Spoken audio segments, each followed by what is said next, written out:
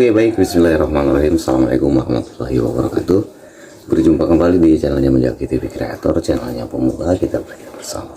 Oke, seperti biasa di pagi ini ya, di kesempatan ini saya kembali menyapa para subscriber ya, para rekan-rekan kreator pemula semua yang mudah-mudahan di kesempatan ini senantiasa diberi kesehatan ya, diberi dalam menjalani aktivitas, dalam menjalani rutinitas seperti biasa. Oke. Dan tak bosan-bosan saya mengingatkan kepada rekan-rekan kreator semua ya, agar senantiasa tetap semangat ya dalam mengunggah video-videonya ke YouTube ya, dalam mengupload videonya ke YouTube, karena itu semua tentunya demi kebaikan perkembangan channel kita bersama. Oke, baik, di kesempatan ini saya ingin kembali membahas ya seputar YouTube terkait dengan kebijakan YouTube ya. Saya akan coba membahas seputar kebijakan itu terkait memang dengan konten saya yang kemarin ketika saya mengupload video ya, dan saya mendapat teguran komunitas dan video saya dihapus, dan itu memang baru pengalaman yang pertama ya, baru saya alami gitu kan, pengalaman pertama sekali yang baru saya alami selama di YouTube ya, selama ini di YouTube. Dan saya juga memang sedikit tidak begitu tidak percaya ya kalau konten yang mungkin menurut saya tidak ada pelanggaran ya, mungkin karena keterbatasan pengetahuan saya terkait itu ya, karena saya pemula, sehingga sampai saya 2 kali mengulang dengan mengganti judul video ya, dan tetap saja itu mungkin salah satu kebodohan dari pemula ya, utamanya dari saya karena minim pengetahuan ya. Dan setelah saya tinjau dan saya baca aturan pedoman komunitas ya, di situ saya memang menemukan bahwa ternyata YouTube itu benar-benar ketat ya terkait dengan konten ya, meskipun saya rasa ya konten saya itu memang ketika saya juga langsung browsing ya di internet, langsung saya cek video terkait gitu kan, cari ada yang 3 tahun yang lalu, dan itu memang diperbolehkan tayang ya, dan cara itu bisa dinikmati sampai sekarang gitu kan, bisa ditonton publik. Tetapi ketika saya membuat konten itu dengan versi saya gitu, kenapa tidak bisa gitu kan, padahal itu materi yang mungkin sudah saya kuasai gitu kan, menurut dari pengalaman saya, bahwa cara menyimpan video di YouTube ya dengan menggunakan situs lain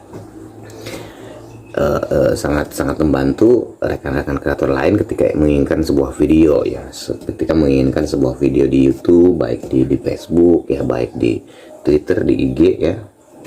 Tetapi cara itu sekarang tidak diperbolehkan oleh YouTube, dan YouTube menganggap bahwa cara itu melanggar atau dapat membahayakan ya, seperti itu, sehingga YouTube pun menghapus video yang sudah saya unggah kemarin itu ya. Nah, terlepas dari itu semua terkait dengan kebijakan ya yang YouTube berlakukan ini di YouTube ya, kita menyikapinya memang sebagai pemula harus ekstra hati-hati ya, dan terus belajar. Tentunya kita harus terus belajar dari konten-konten kreator yang lain yang sudah senior tentunya ya.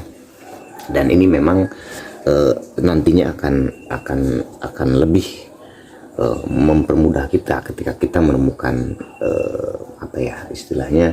menemukan kesalahan ya, kita mendapat kendala dan lain sebagainya, kita bisa terus belajar ya, bahwa di YouTube itu dari tahun per tahun itu selalu ada pembaruan kebijakan, utamanya memang menjaga kualitas dan kenyamanan daripada komunitas itu sendiri. Seperti kita mungkin melanggar pedoman komunitas di YouTube, jadi YouTube tidak menginginkan sesuatu yang dapat mungkin bisa berakibat di kehidupan nyata ya kepada pengguna atau kreator lain atau halayak atau umum.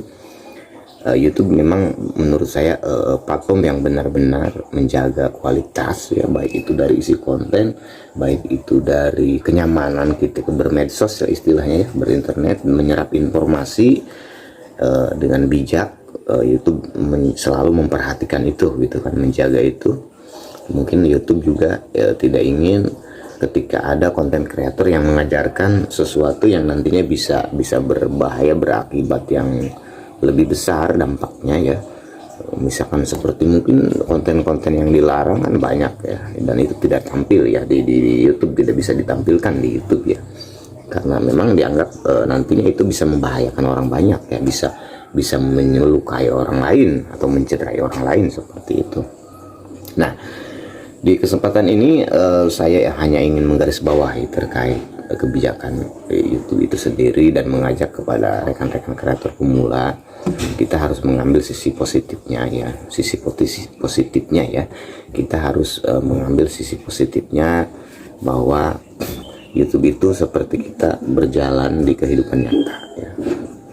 Jadi YouTube itu mengajarkan kita tentang nilai, dan bisa juga YouTube itu disebut dengan hasanah dunia atau jendelanya ilmu ya. Jadi tergantung kita menyikapinya seperti apa. Ketika kita mungkin di YouTube ingin mencari info-info dan berkumpul dengan orang-orang yang mungkin positif, yang baik, maka kita akan mendapatkan ilmu yang baik, yang positif di situ ya.